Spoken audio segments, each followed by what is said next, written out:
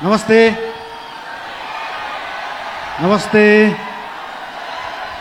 नबोलौँ भन्छु बोल्ने दिन आइहाल्छ है। यस ऐतिहासिक राष्ट्रिय स्वतन्त्र पार्टीको पहिलो महाधिवेशनमा उपस्थित पार्टीका सभापति रवि लामिछानेज्यू, विशेष अतिथिका रूपमा आउनुभएका पूर्व प्रधानमन्त्रीज्यू, प्रमुख प्रतिपक्षीय दलका सभापतिज्यू तथा सम्पूर्ण विशिष्ट अतिथिहरू, पार्टीका पदाधिकारीहरू, मन्त्रीगणहरू, सांसदज्यूहरू तथा उपस्थित सम्पूर्ण देशप्रेमी राष्ट्रिय स्वतन्त्र पार्टी प्रेमी सबैलाई हार्दिक शुभकामना दिन चाहन्छु।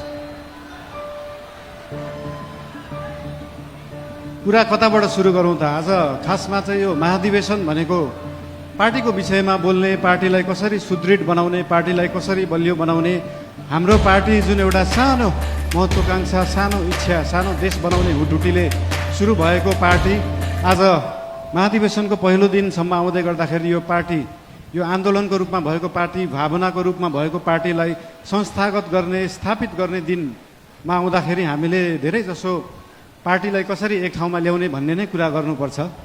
आज विभिन्न विशिष्ट अतिथिहरूले विभिन्न सल्लाह दिनुभएको छ, शुभकामना दिनुभएको छ, सुझावहरू पनि दिनुभएको छ, चिन्ता पनि लिनुभएको छ। सरकार भनेको त गाडी जस्तो हो, गाडीमा एक्सिलेटर मात्र होइन, ब्रेक हुन्छ, ब्रेक पनि लाउनुपर्छ भनेर चिन्ता पनि मान्नुभएको छ। त्यस्तो चिन्ता चाहिँ लोकल रोडहरूमा हिँड्दाखेरि गाडी सिधा गइराख्दाखेरि कहिले लेफ्टबाट गाडी आउँछ, कहिले राइटबाट मान्छेहरू आउँछ। तर हाम्रो गाडी लोकल रोडमा हिँडेको गाडी होइन, हाम्रो एक्सप्रेस वेमा हिँडेको गाडी हो। गन्तव्यमा पुगेपछि मात्रै ब्रेक लाग्छ, गन्तव्यमा पुग्नुभन्दा अगाडि ब्रेक लाउन जरुरी हुँदैन। र हाम्रो गाडी अनियन्त्रित पनि छैन, वातावरण पनि मिलेर गएको छ। त्यही भएर हाम्रो पार्टीप्रति, हाम्रो सरकारप्रति जुन चिन्ता लिनुभएको छ त्यसको लागि धेरै धेरै धन्यवाद पनि दिन चाहन्छु। चिन्ता लिनु राम्रो कुरा हो। जनता र जनताको भोट भनेको हावा जस्तो हुन्छ, कहिले हावा यताबाट चल्छ, कहिले उताबाट चल्छ भनेर चिन्ता लिनुभएको छ। हामीले कुनै हावा चलाएका छैनौँ, हामीले बाढी ल्याएर खोला फर्काएको र खोला एकचोटि सिधा बाटो, आफ्नो सही बाटोमा फर्किएपछि निरन्तर त्यही बाटो बगिरहन्छ। यो हावा जस्तो कहिले लेफ्ट राइट, उत्तर दक्षिण, पूर्व पश्चिम बग्दैन। त्यही भएर चिन्ता लिनुहुनेहरूलाई धेरै धेरै धन्यवाद दिन चाहन्छु। यस्तै चिन्ता हामीलाई दिइराख्नु होला, हामीलाई मार्गदर्शन दिइराख्नु होला।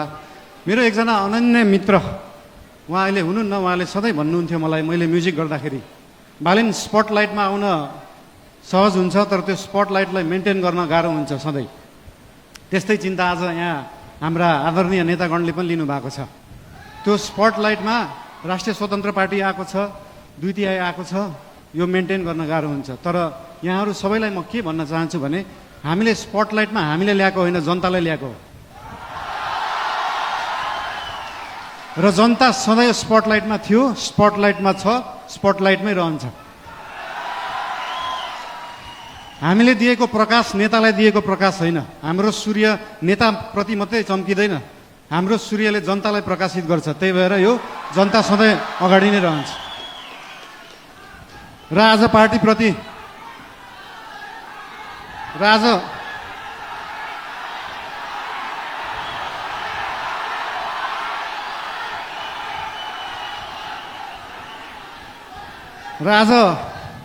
पार्टीको विषयमा विशेष गरी कुरा राख्नुपर्छ भनेरै हाम्रो पार्टीको चिन्तन कस्तो हो, लेफ्ट हो, राइट हो, सेन्टर हो, धेरै चिन्ता लिइराख्नु पर्दैन। हाम्रो पार्टी विकासवादी पार्टी हो, विकास गर्ने, काम गर्ने पार्टी हो। हाम्रो पार्टी अगाडि बढ्ने पार्टी हो। हामी प्रतिशोध साध्ने, पुरानो पुरानो कुरा लिएर न्यू खोज्दै बस्ने होइन। न्यू खोज्नु परे अगाडि बढ्दै गर्दा न्यू खोजिन्छ। कस्तो केसमा मात्रै भन्दाखेरि विगतका दिनहरूमा कुनै फटाइ भएका छन्, सरकारी सम्पत्तिको दोहन भएको छ, सरकारी रकमको दोहन भएको छ भने त्यहाँनिर न्यू खोज्न जरुरी हुन्छ। त्यहाँ न्यू खोज्छौँ हामी। र त्यो न्यू खोज्दै गर्दाखेरि अख्तियारलाई 5 घण्टा सोधपुछ गर्नुपर्छ, सरसल्लाह लिनुपर्छ भने हामी 5 घण्टा मात्र होइन, 5 वर्ष गर्छौँ। 5 वर्ष अख्तियारलाई राखेर सरसल्लाह गरिन्छ। त्यसमा चिन्ता लिइराख्नु पर्दैन। हामीले नियम कानुन मिच्दैनौँ, नियममा बसेरै काम गर्छौँ, नियमभन्दा बाहिर जाँदैनौँ। हाउभाउ हेर्दाखेरि यस्तो सोसल मिडियाहरू हाउभाउ हेर्दाखेरि अलिकति अनियन्त्रित देखिएला, त्यो देखिएको मात्रै हो। सबै चिज नियन्त्रणमा छ, कुनै चिज आउट अफ कन्ट्रोल गएको छैन। चिन्ता कुनै विषयमा लिनु पर्दैन। सीमाको विषयमा पनि चिन्ता लिनुभएको थियो। हामीले सीमाको विषयमा बोल्दाखेरि पक्कै पनि जुनसुकै देशसँग सीमाको विषय कुरा गर्दाखेरि उहाँहरूले पनि आफ्नो आपत्ति जनाउनुहुन्छ। आपत्ति जनाउनु भयो, मलाई अचम्म लाग्यो। ल ठिक छ, तपाईँहरूसँग प्रमाण छ भने ल्याउनुहोस्। हामीसँग त प्रमाण छ, हामीसँग कालापानी लिपुलेखको प्रमाण छ। र त्यो प्रमाण लिनलाई हामीले पहिला ब्रिटिसले राज गर्दाखेरि त्यो प्रमाण ल्याउनुपर्छ भने ल्याउँछौँ भनेका हो। हामीले ब्रिटिसलाई मध्यस्थकर्ता राख्न खोजेका होइनौँ।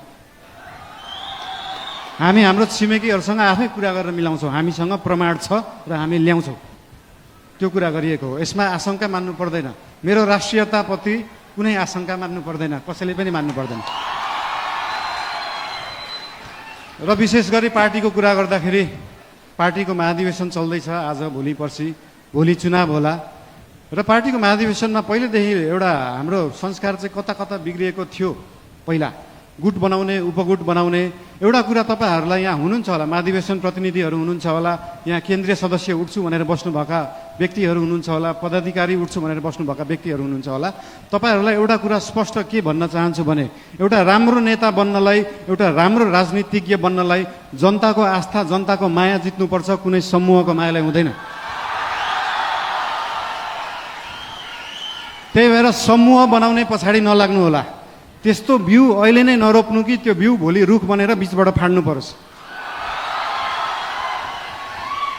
त्यही भएर यस्तो बिउ रोप्ने काम, यस्तो रुख फलाउने कामहरू हामी चाहिँ नगरौँ। हामीले पुरानाहरूबाट यो सिक्नुपर्छ।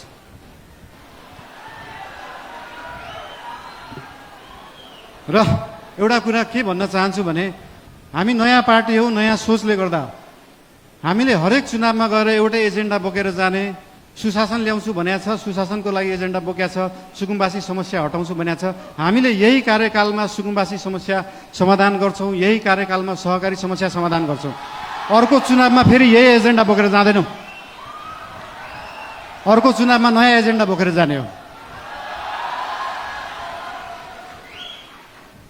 र भोलि पर्सि हुने चुनाव भयो अथवा केही भयो, चुनावमा कसैलाई सिसिएम बन्न मन लाग्छ, कसैलाई पदाधिकारी बन्नु भयो, ठिकै छ। बन्नु भएन भने पनि चिन्ता किन लिनु पर्दैन भन्दाखेरि हाम्रो गठबन्धनको सरकार होइन, हाम्रो एकल पार्टी सरकार हो।